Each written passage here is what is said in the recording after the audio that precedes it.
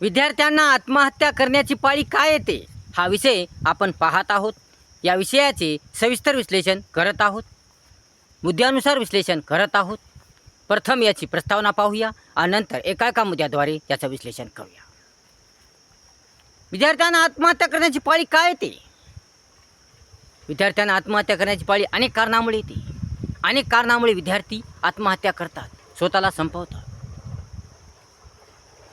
विद्यार्थ्यांना ताण सहन होत नाही.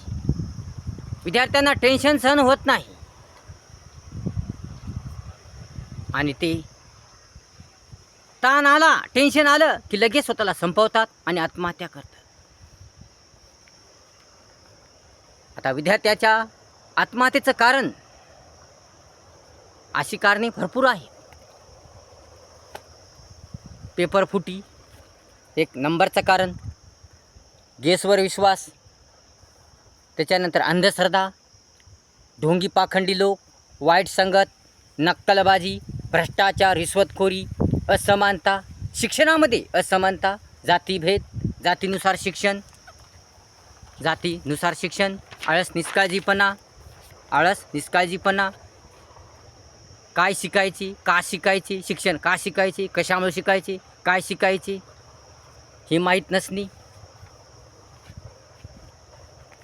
अशा अनेक कारणामुळे विद्यार्थी आत्महत्या करतो. अशी बरीच कारणे आहेत की त्यामुळे विद्यार्थी स्वतःला संपवतो, स्वतःचं नुकसान करतो. विद्यार्थी पहिल्यापासून जागरूक राहत नाही, दक्ष राहत नाही, सतर्क राहत नाही. तो प्रथमपासून अभ्यास करत नाही, मनावर घेत नाही, ध्यानावर घेत नाही. तो खेळण्यामध्ये लक्ष घालतो, तो फिरण्यात लक्ष घालतो, हिंडण्यात लक्ष घालतो, गप्पा मारण्यात लक्ष घालतो, टाईमपास करण्यात लक्ष घालतो, धिंगा मस्ती करण्यात लक्ष घालतो. तो अभ्यासात लक्ष घालत नाही. मनानुसार ध्यानानुसार अभ्यास करत नाही, मनातून अभ्यास करत नाही, ध्यानातून अभ्यास करत नाही. देखाव्यापुरतं पुस्तक हातात घेतो, परंतु त्याचं लक्ष दुसरीकडेच असतं. शाळेत तर राहतो, वर्गात तर बसतो, पण त्याचं लक्ष दुसरीकडेच राहतं. ट्युशनमध्ये राहतो, पण त्याचं लक्ष दुसरीकडेच राहतं. म्हणजे त्याच्या ध्यानात नसतं, त्याच्या मनात नसतं. त्याला शिकायची आवड नसते, त्याला अभ्यासाची आवड नसते, गोडी नसते, रस नसतो, कस नसतो. तो शिकायचं म्हणून शिकतो, या कोणाच्या दबावाखाली शिकतो, या बळजबरीने जबरदस्तीने शिकतो. तो विश्वासाने आत्मविश्वासाने शिकत नाही.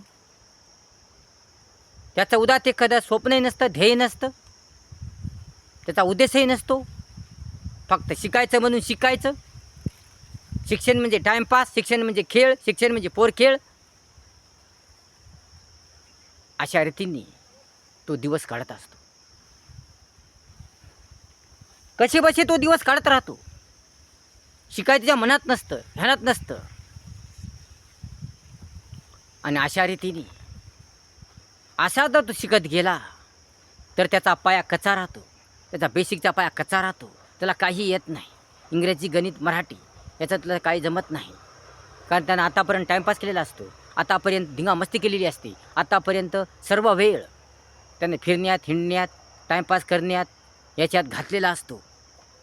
तो आईवडिलाचं ऐकत नाही, शिक्षकाचं ऐकत नाही, तो आपल्या मनाचं करतो.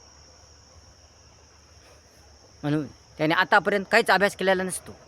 10वी येईपर्यंत त्यानं अभ्यासच केलेला नसतो, काहीच अभ्यास केलेला नसतो. असाच हिंडण्या फिरण्यात त्याने दिवस घातलेले असतात. आणि कसा तरी तो ढकल पास होत या पास होत तो 10वीपर्यंत येतो. आणि मग त्याचा पाया कच्चा राहतो. मराठी, इंग्रजी, गणित या विषयाचा त्याचा पाया कच्चा राहतो. आणि म्हणून मग त्याला काही येत नाही. आणि मग जेव्हा 10वीचा पेपर द्यायची वेळ येते तेव्हा त्याला काही लिहिताच येत नाही. तेव्हा त्याला काही कळतच नाही. त्याला इंग्रजीचा प्रश्न कळतच नाही. कारण प्रश्नाचा अर्थ कळल्याशिवाय उत्तर लिहिता येत नाही. त्याला इंग्रजी वाचता येत नाही तर अर्थ कुठून कळेल. त्याला इंग्रजी समजतच नाही तर अर्थ कुठून कळेल. त्याचं गणितच कच्चं आहे. तर सर्व काही कच्चं आहे. बेरीज असो, वजाबाकी असो, भागाकार असो, गुणाकार असो, संख्या चिन्ह असो, या काहीही असो, त्याचं कच्चं आहे. त्याचं मराठीसुद्धा कच्चं आहे. तर मग त्याला पेपर कसा लिहिता येईल. त्याला पेपर कशा चांगल्या रीतीने देता येईल म्हणून तो पेपर चांगल्या रीतीने देत नाही आणि याचा परिणाम त्याच्या शिक्षणावर होतो आणि त्याला परीक्षेत फारच कमी मार्क पडतात, यातून नापास होतो. आणि नापास झाल्यामुळे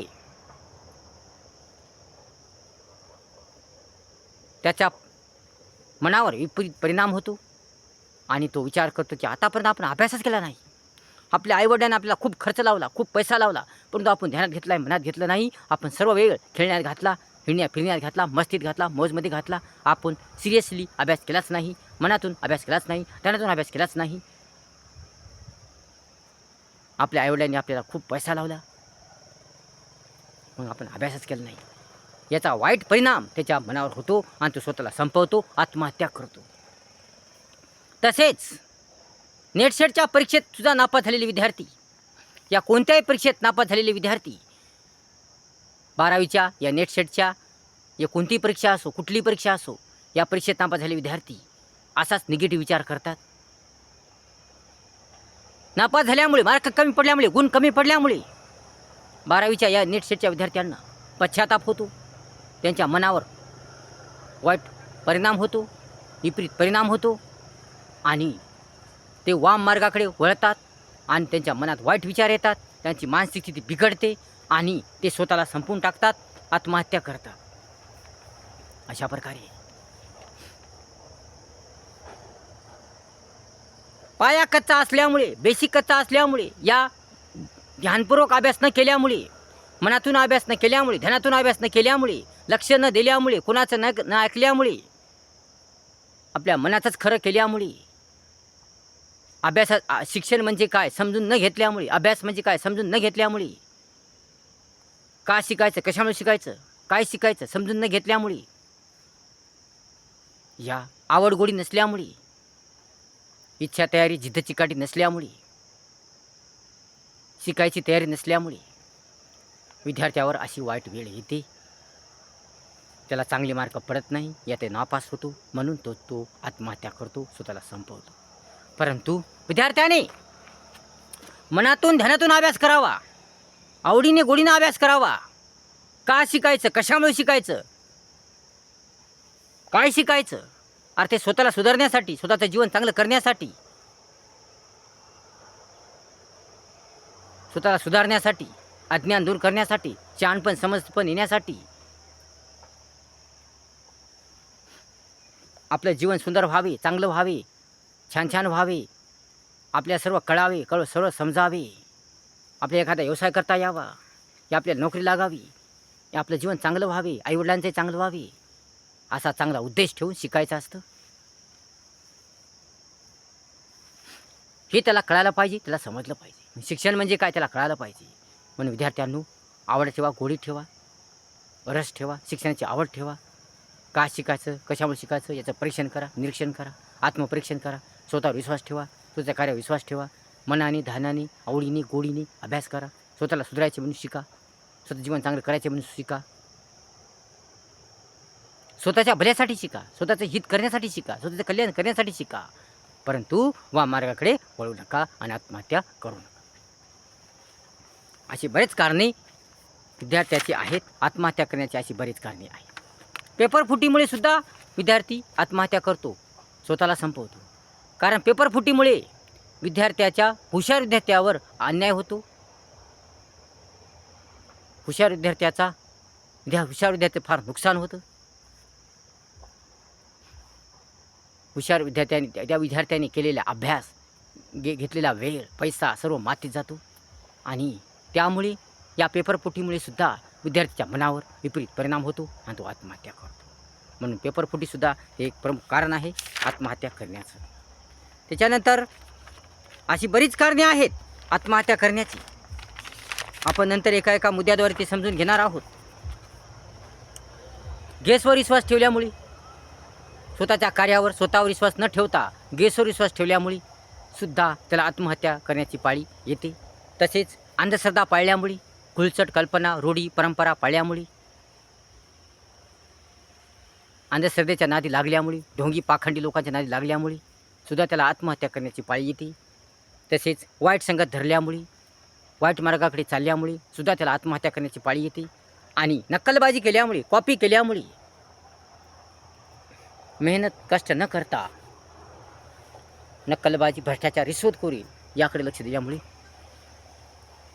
त्याला आत्महत्या करण्याची पाळी येते. तसेच शिक्षणातील असमानता, जातीभेद, जातीनुसार शिक्षण या कारणामुळे सुद्धा त्याला आत्महत्या करण्याची पाळी येते. अशा अनेक कारणामुळे विद्यार्थ्याला आत्महत्या करण्याची पाळी येते. व्हिडिओ जर आवडला असेल लाईक करा, शेअर करा, कमेंट्स करा आणि आपल्या चॅनलला सबस्क्राईब करा विसरू नका. धन्यवाद.